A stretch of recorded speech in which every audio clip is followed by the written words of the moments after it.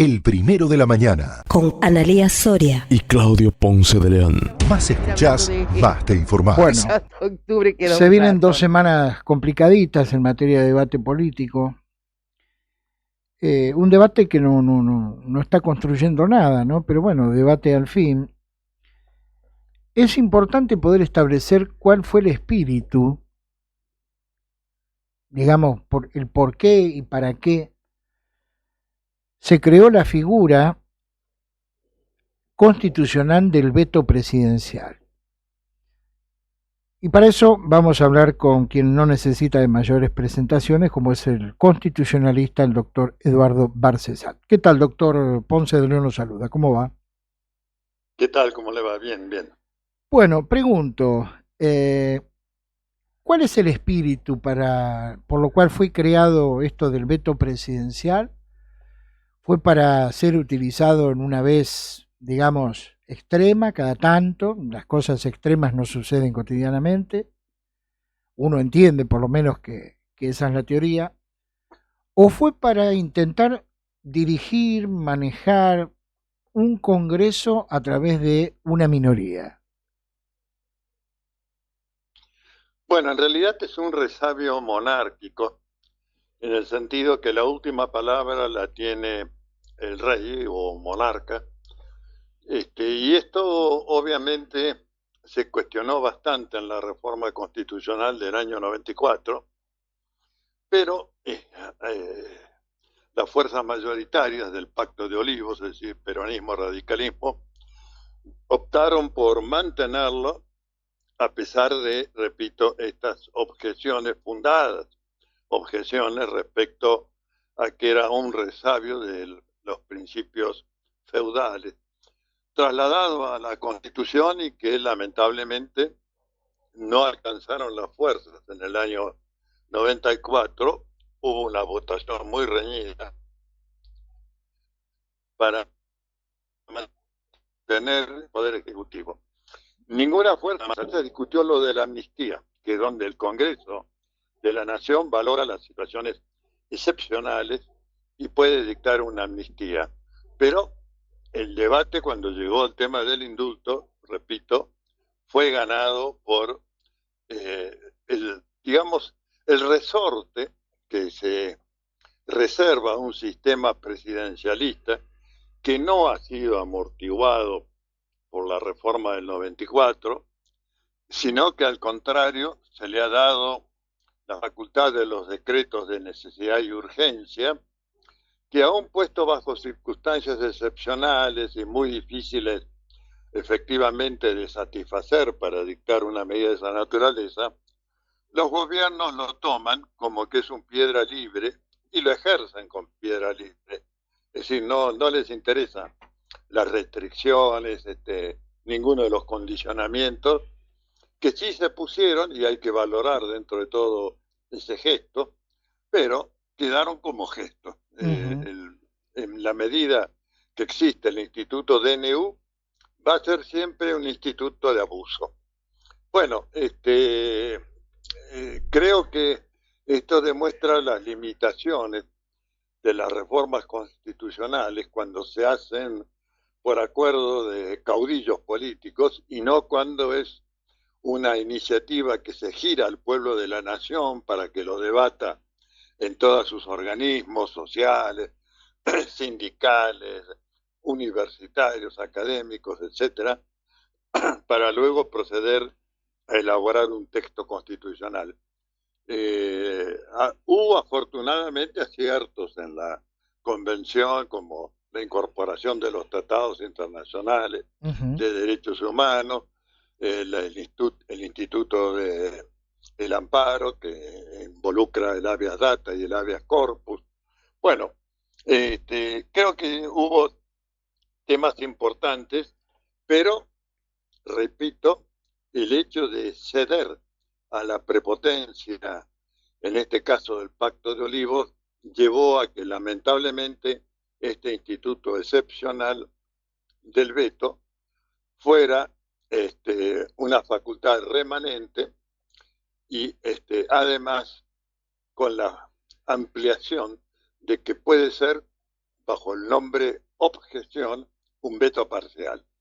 Ahora, Bueno, doctor, esto es enmendarle la plana al Poder Legislativo, que es el primero de los tres poderes que regula la Constitución Nacional, porque como el pueblo no gobierna ni delibera, sino a través de sus representantes, bueno, el mejor mapa político del país está en esa representación en el Congreso de la Nación.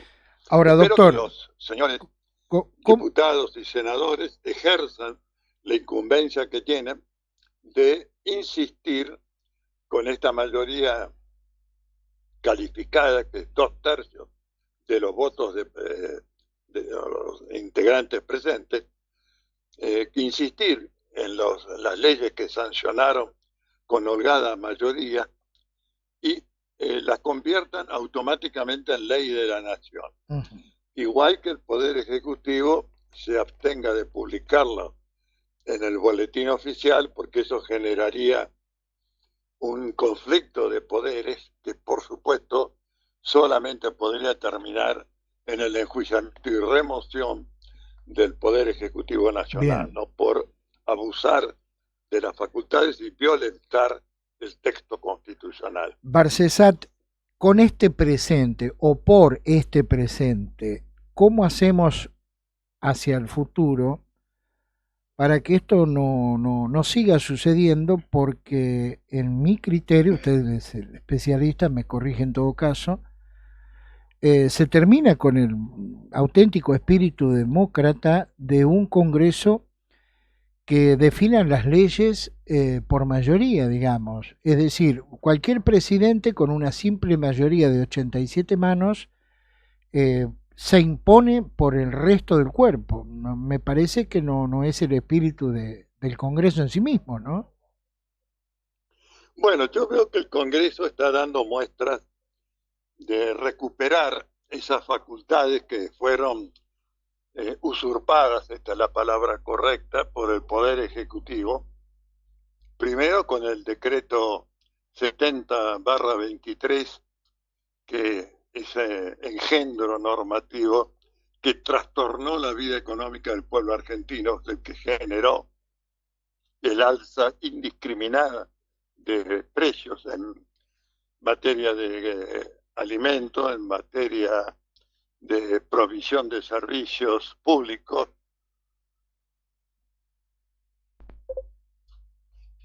escorado, pero todavía sigue vigente, porque la Cámara de Diputados no le ha dado el debido tratamiento hasta la fecha, y esto lamentablemente demuestra la inaplicación de las facultades que la Constitución le ha dado al Congreso de la Nación. Bueno, creo que el camino frente a este autoritarismo es el de que el Congreso recupere sus potestades constitucionales, mal delegadas después a través de la ley base, que ya concluyó, pero que tuvo un último manotazo mediante el decreto de 461, que es el que destruye a entidades como Vialidad Nacional, el INTI, el INTA, los cuerpos científicos y de investigación tecnológica.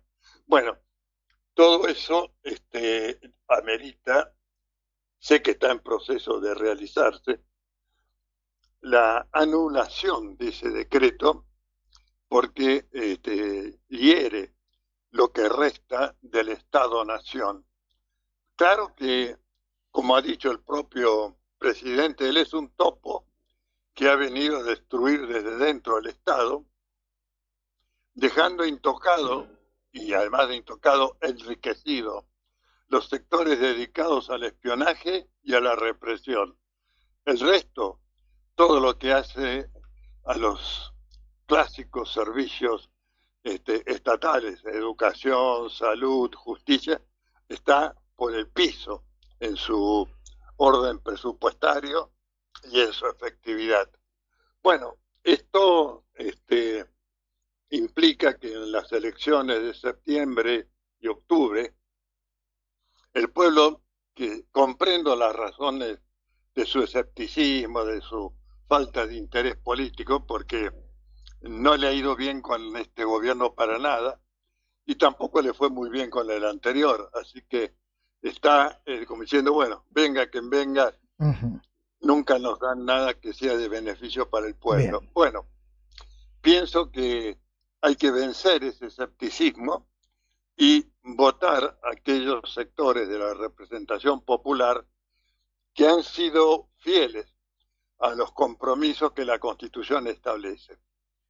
Son pocos, aclaro, pero hay que lograr que los que todavía no se han dado cuenta que hay una Constitución nacional que tiene todo un programa político, económico, institucional en sus cláusulas, las lean y, si es posible, las apliquen. Bien. Porque si el reformado artículo 75, que son las facultades del Congreso, se aplica en serio, conforme su letra, conforme su espíritu, hay un camino de salida para el bienestar general del pueblo argentino, para la tutela de sus riquezas y recursos naturales, y para que recupere su soberanía territorial, legislativa y jurisdiccional.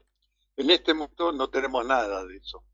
Bien. No tenemos nada que haga una economía favorable, no tenemos tutela de las riquezas y recursos naturales, y la soberanía territorial, bueno, me remito a Malvinas y el Atlántico Sur y el sector antártico y buena parte de la Patagonia. Y la soberanía legislativa y jurisdiccional, que es algo un poco más técnico, debo señalarle al pueblo argentino que cuando se pacta jurisdicción extranjera en materia económica, bueno, se aplica la ley extranjera también. Y lo pueden ver clarito, clarísimo, en este actual ejemplo de lo que pasa con las acciones de YPF. De modo que hay que ejercer las potestades que la Constitución le da al Congreso para que recuperemos esa soberanía legislativa y jurisdiccional. Le digo de todo corazón, me gustaría verlo en los programas de acción para estas elecciones de medio término que vamos a enfrentar, y sinceramente no lo veo. Lo vengo señalando allí donde me convocan, algunas veces también donde no me convocan, pero lo cierto es que el programa de recuperación de soberanía legislativa y jurisdiccional solo ha tenido algunos destellos, fundamentalmente en la Cámara de Senadores de la Nación y por impulso del senador José Mayans.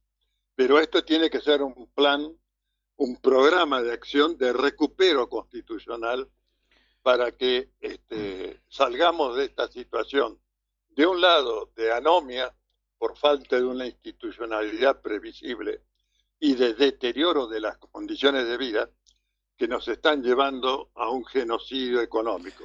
Bien. Y aquí quiero hacer dos señalamientos, si me permiten. Este malhadado jefe del Poder Ejecutivo Nacional actual está incurriendo junto con la runfla de ministros y asesores en una usurpación semántica que el pueblo argentino tiene que repudiar. Utiliza la simbología y la letra y la expresión del nunca más, que fue como se condensó la conciencia del pueblo argentino, de su movimiento de derechos humanos y entidades defensoras y la opinión pública internacional, para consagrar esa frase nunca más, que tiene además inscripción normativa en el texto constitucional, en la cláusula de deber de obediencia a la supremacía constitucional. Ver que esa tipografía, me refiero al tipo de letra, al color, formato, etcétera, que simbolizó el nunca más, no puede ser empleado por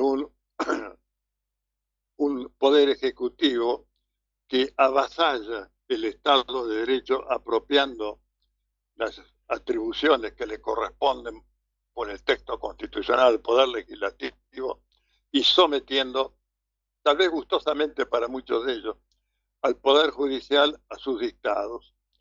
La otra usurpación que hiere la conciencia universal es que hable de genocidio el presidente, refiriéndose a que si no se cumple con sus directivas económicas, las generaciones futuras van a caer en una situación de desgracia que puede caber como o calificar como genocidio. No. El genocidio se aplica a lo que está sucediendo ahora. Y lo pusimos en abril del 2024 en el pedido de juicio político que un elenco que mantenemos hasta la fecha ha promovido para denunciar que esta política económica se traduce en la privación de vida y de condiciones de vida dignas y por lo tanto amerita la calificación de genocidio silencioso del hambre. Bueno, que no usurpe esto porque es bastardear términos que tienen una carga humanística, como es el nunca más, como es la expresión genocidio, en base a un basurero de la política y de la economía. Doctor, le hago una consulta muy breve y con esto desde ya lo despido, agradeciéndole como siempre su buena predisposición para el diálogo. Usted es un hombre informado. ¿Ve en ciernes un juicio político al presidente después de las elecciones? Sí, yo creo que el avance de la causa Libra, la represión indiscriminada a jubilados, pensionados, personas con discapacidad, universitarios, elencos de órganos científicos, todo esto está generando un clima de malestar que va increciendo y que hace ya imposible que las artimañas del presidente de la Cámara de Diputados de la Nación impida el funcionamiento de la Comisión de Juicio Político, porque sería un enorme papelón, piénsenlo, un enorme papelón, que sea convocado por un tribunal, tal vez extranjero, tal vez argentino, a responder por la fechoría del caso Libra y que el Congreso de la Nación no haya tenido, a pesar de haber sido denunciado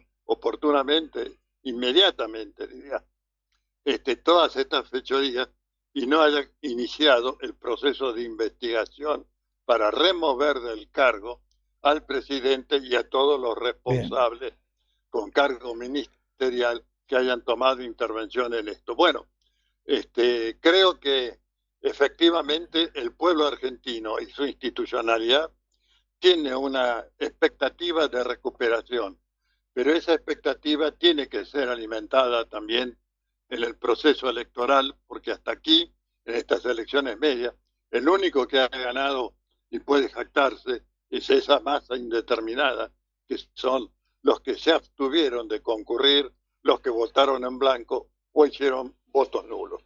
Muy bien, con nosotros el constitucionalista Eduardo Bárcesa. Doctor, que siga usted muy bien y gracias como siempre por su tiempo. Hasta pronto. El primero de la mañana. 100% periodismo.